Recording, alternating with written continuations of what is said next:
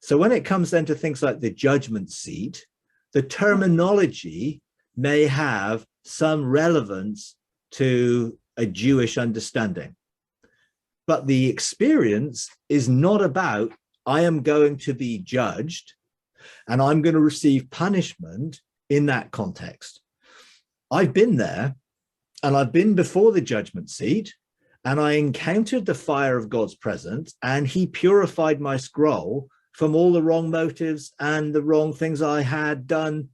It's nothing to do with what I did before. I recognized that as a believer, or what we normally call sin or behavior, nothing to do with behavior outside of, because it talks about within the body.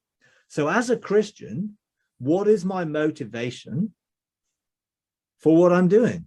And if it's mixed, then it needs to be purified. And that's exactly what the judgment did. See, for me, my scroll was opened front and back. All the motives of my heart were revealed, and God purified it. And where I did things for my own reason, for my own purpose, that was purified. And on the flip side of that, all the things that I'd missed that I could have been involved in because I wasn't listening and wasn't paying attention and missed out, that also got cleansed and purified.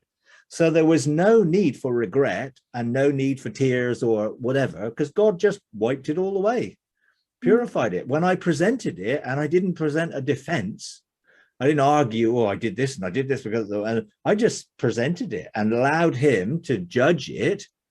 And what did he do? Pour out mercy and grace and love. So the judgment, any judgment, is based on what Jesus did on the cross.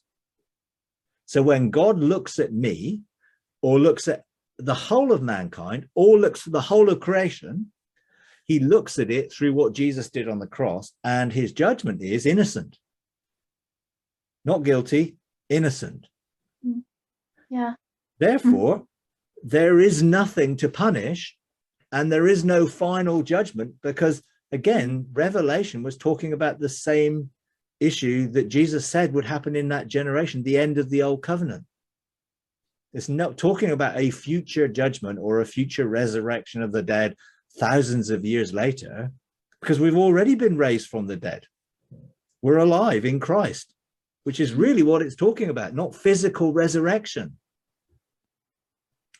Because in a physical resurrection, people are looking for, well, a new body sometime in the future at some physical resurrection.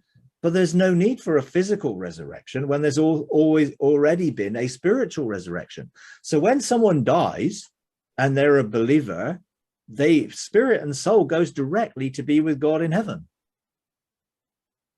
So they don't need a body in the sense of the physical body we have, but what they get is the same sort of new creation body that Jesus got, because Jesus had a resurrected body. So they get that. So there's no need for a physical resurrection, because what would happen to us? What's happening to our bodies? Well, we're taking on life and immortality. And therefore, our body is being transformed eventually, that we'll all have the same resurrected new covenant body that Christ has. And what all that means is that we're like him as sons of God.